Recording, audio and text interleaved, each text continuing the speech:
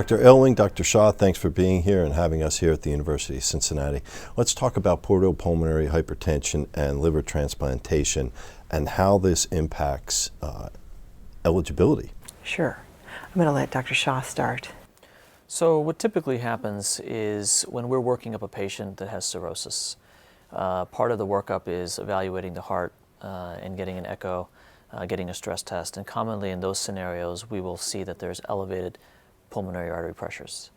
From there we have to determine whether that's fluid overload or is there some intrinsic lung disease, and if we've determined that there is some issue going on, whether it's portal pulmonary or primary pulmonary hypertension, we send the patients to Dr. Elwing, and only Dr. Elwing, because she's the expert on this. And she kind of takes over the lung management for however long it takes to get them diagnosed, optimized, and ready for listing. We manage their cirrhosis and manage their medical care otherwise and try to put it all together for the day that an organ becomes available. In the typical perioperative setting, just to kind of walk through what happens to a patient, first they get pre-medicated with anxiolytics, they get induced and undergo general anesthesia. All of that occurs in the operating room. And in the operating room, we actually have to maintain the rooms. They have to be cold. Usually they're run cold because of an organ in the room, but also because we can't usually have the room too warm. And then after intubation, they do have a sympathetic stimulation, and sometimes they do have some hypoxia related to the intubation. And those things all occur for about an hour and a half before we even cut skin. We cut skin, and the minute you cut skin on a liver transplant, unlike other operations, it starts bleeding the minute the skin is cut. So it's rapid blood loss. You're not taking time off to go to the bathroom, so to speak. You got to move, and you got to move quickly. So there are large fluid shifts, and those fluid shifts only end up in one place. That's the lungs. Lungs that are already accommodating high pressures. And that's due to the rapid blood loss, giving blood back, and then that also leads to acidosis throughout the system. So the lungs and the heart aren't liking a lot of this, and therefore the body is going into a stress response. After the surgery, if everything's been tolerated, then you're dealing with post-op pain control, and that leads to hypoxia if they can't breathe appropriately, hypoventilation, and then you also have your usual clotting effects that occur after any surgery, but especially after a surgery that we've had 4 connections to, some of which are very close to the heart and the lungs in terms of anastomoses, and you can have air, clots, fat, all kinds of things circulating throughout the system.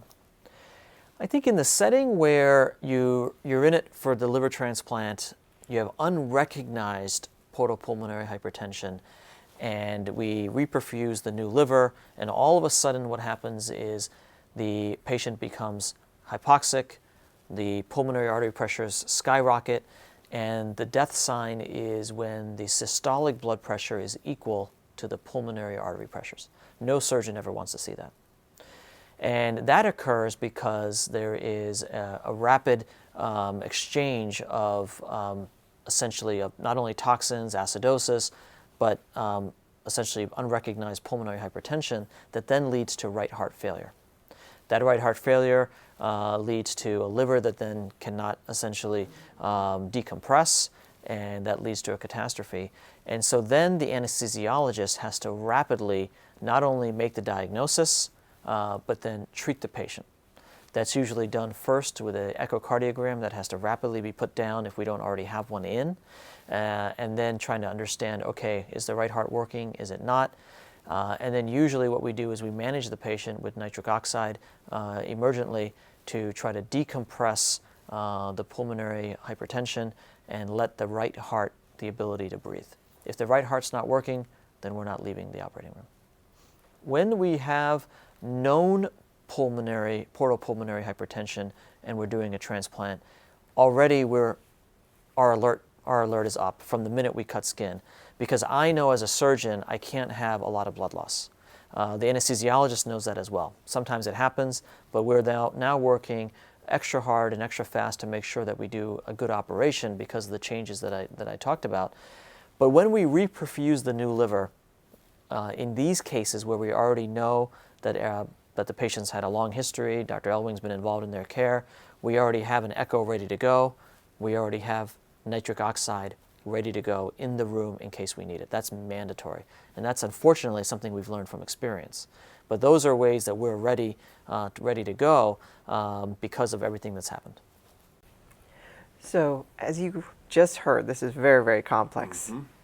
And before they go to the operating room, I don't even want them to get their teeth pulled or get a little lidocaine. So you can imagine, I'm worried about a little bit of lidocaine with epinephrine to get some dental work, and now I'm sending them to the operating room to get a new liver with all of these hemodynamic and acidosis and hypoxia and all these shifts that are occurring. So it is very, very, very high risk and complicated. So I've got to make sure the patient is as optimized as I can before I let them go through those doors.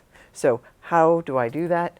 Well, we do that with our pulmonary hypertension therapies, and we start the patient on multiple drugs frequently, and we send them to the operating room on those medications so they can be supported throughout their operation, sometimes on IV therapy, sometimes on oral therapies, depending on severity of illness. Our targets are to take a patient that has severe pulmonary hypertension or moderate pulmonary hypertension, treat them with drugs to get them to goals that have been set forth by the Mayo Clinic experience.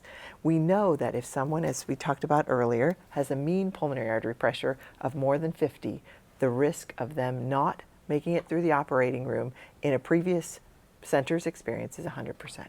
So we never would allow that to happen if we were knowing it's possible. Okay.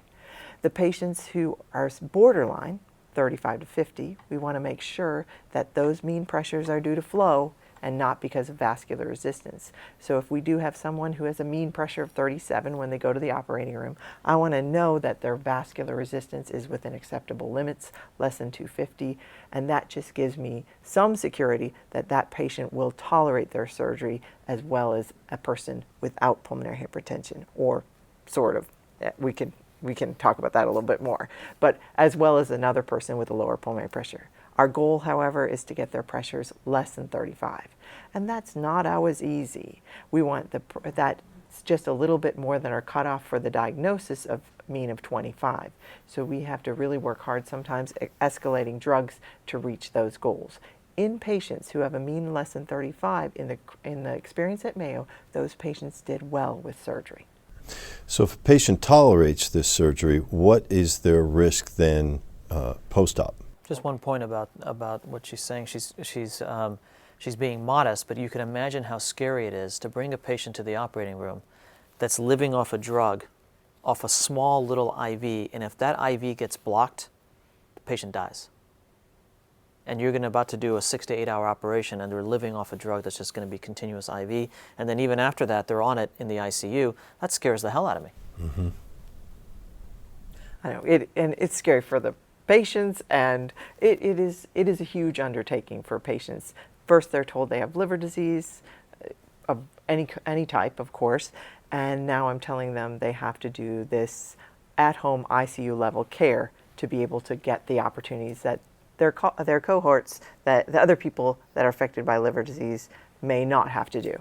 So, and after transplant, it's not an easy time either, because they still have pulmonary hypertension. They're still on their drugs.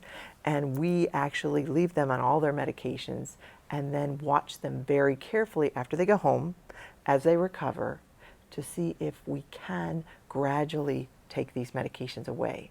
And we know that from experience and from published data that they actually may have a little bit worsening of their pulmonary vascular resistance in the first 3 months or so after transplant. So they stay on their IV therapies and they stay on their oral therapies. And then we, over the next 6 to 9 months, we'll likely start to watch their echo, make sure their right heart stays stable, and start to wean off drugs, repeating their right heart cath as many times as we need to prove that they remain stable.